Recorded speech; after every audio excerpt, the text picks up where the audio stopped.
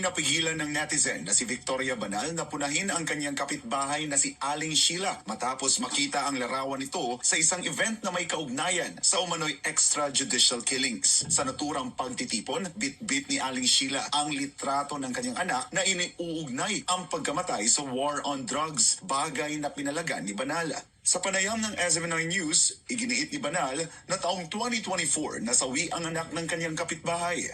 Wala, kilala ko to ha. Anong EJT pinagsasasabi nito?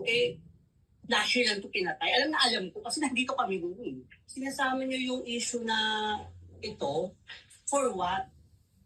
Unang-una, ikaw, si Angie, alam mo naman na hindi yan, part ng EJK. Dahil last year, again, ulit ko last year, June yan pinatay. Kinumpirma rin ng Jara Funeral Services sa isang Facebook post na pumanaw ang individual na nasa litrato noong June 2024 sa isang ospital at naiulat ito sa Caloocan City Police. Binigyang diin ni Banal na wala siyang masamang intensyon sa kanyang pagsasalita laban kay Aling Sheila. Ngunit aniya, hindi rin tama na magpakalat ng fake news. Gusto ko lang ipaalam sa tao na we know the truth.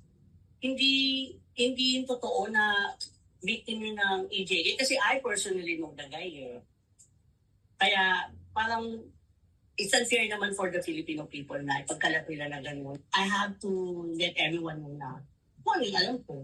Which is kung naman talaga. Kung magsusunod, hindi naman makakapera dyan.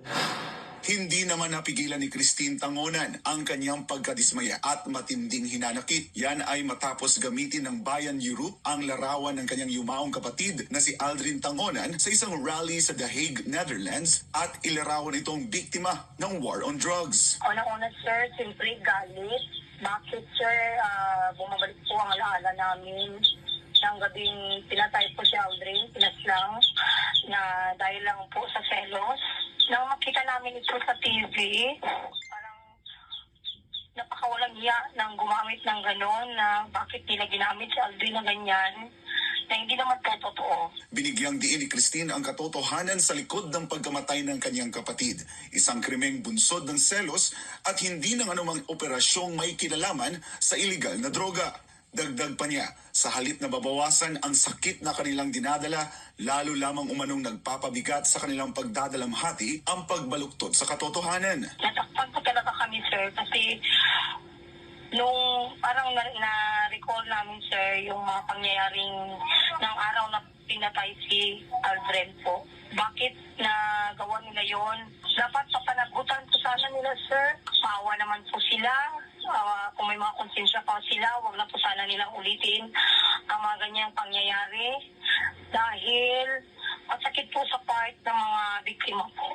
Nanawagan din siya sa publiko at sa mga organisasyong nagpapakalat ng maling impormasyon na magpakita ng respeto sa kanilang pamilya, lalo't higit sa lahat sa kanyang kapatid. Hiling din ni Tangonan na maging responsable sa paglalabas ng impormasyon at iwasan ang pagpapakalat ng fake news na aniyay lalo lang nagpapahirap sa mga naiwang kaanak. Maliban pa rito, ginamit din ng mga makakaliwang grupo sa kanilang mapanlinlang na propaganda ang litrato ng isang yumaong doktor, pati na rin ang litrato ng isang law student mula sa University of Santo Tomas na namatay noong 2017 dahil sa hazing at hindi sa war on drugs. Para sa Diyos at sa Pilipinas kumahal, ako si Jason Rubrico, SMNI News.